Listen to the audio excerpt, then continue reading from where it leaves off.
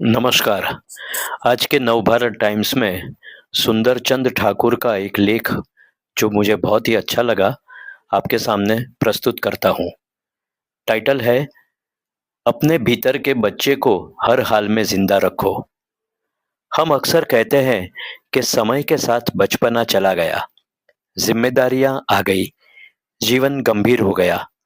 पर यह आधा सच है। सच्चाई यही है कि भीतर का बच्चा कहीं जाता नहीं, वो वहीं रहता है।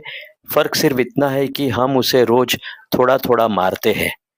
जब कोई बच्चा सवाल पूछता है और हम कहते हैं कि अभी सवाल मत करो, तब हम भीतर के बच्चे की जिज्ञासा को दबाते हैं। जब कोई हंसना चाहता है, हम कहते हैं कि यह उम्र हंसने की नहीं है, तब हमें भीतर के बच्चे की सहजता को चोट पहुंचाई है। जब मन कुछ नया सीखना चाहता है और हम कहते हैं कि अब यह संभव नहीं, तब हम भीतर के बच्चे के सपनों पर पानी फेर देते हैं।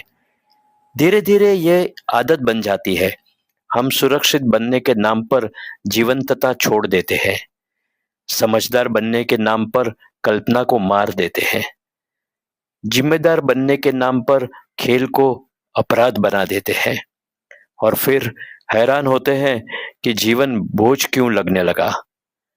भीतर का बच्चा हमारे भीतर का वही हिस्सा है जो बिना कारण खुश हो सकता है, जो किसी उपलब्धि के बिना भी जीवन को सुंदर मान सकता है, जो गिरकर भी हंस सकता है और उठकर फिर दौड़ सकता है। जब वह किस्सा कमजोर पड़ जाता है तो जीवन में गंभीरता तो बढ़ती है, पर गहराई नहीं आती। चेहरे पर वजन आ जाता है, पर आंखों की चमक चली जाती है। समाज इस हत्या में हमारा पूरा साथ देता है।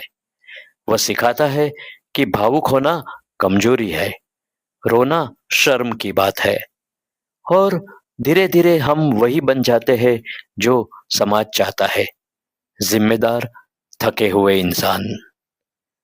भीतर का बच्चा मरता नहीं, क्योंकि चेतना को मारा नहीं जा सकता, पर उसे इतना दबा दिया जाता है कि उसकी आवाज सुनाई नहीं देती। वह कभी अचानक किसी पुराने गीत में, किसी बारिश की बूंद में, किसी बच्चे की हंसी में झलक आता है, और उसी पल हमें एक अजीब सी कसक होती है, जैसे कुछ अपना छूट गया हो। हम अपने भीतर के बच्चों को तब भी मारते हैं जब हम हर भावना को तर्क से कुचल देते हैं। जीवन का सबसे बड़ा धोखा यही है कि हम परिपक्वता का अर्थ कठोर होना मान लेते हैं, जबकि सच्ची परिपक्वता वह है जिसमें मासूमियत सुरक्षित रहती है।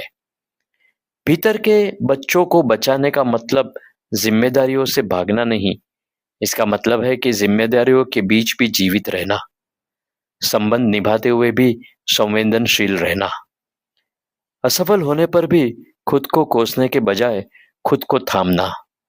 जब भीतर का बच्चा सुरक्षित होता है तो जीवन में डर कम हो जाता है, क्योंकि डर भविष्य से आता है और बच्चा वर्तमान में जीता है। वह आज में खुश होना जानता है और आज में जीना सीख लेता है। इसके लिए जीवन कभी भी भारी नहीं होता है। धन्यवाद।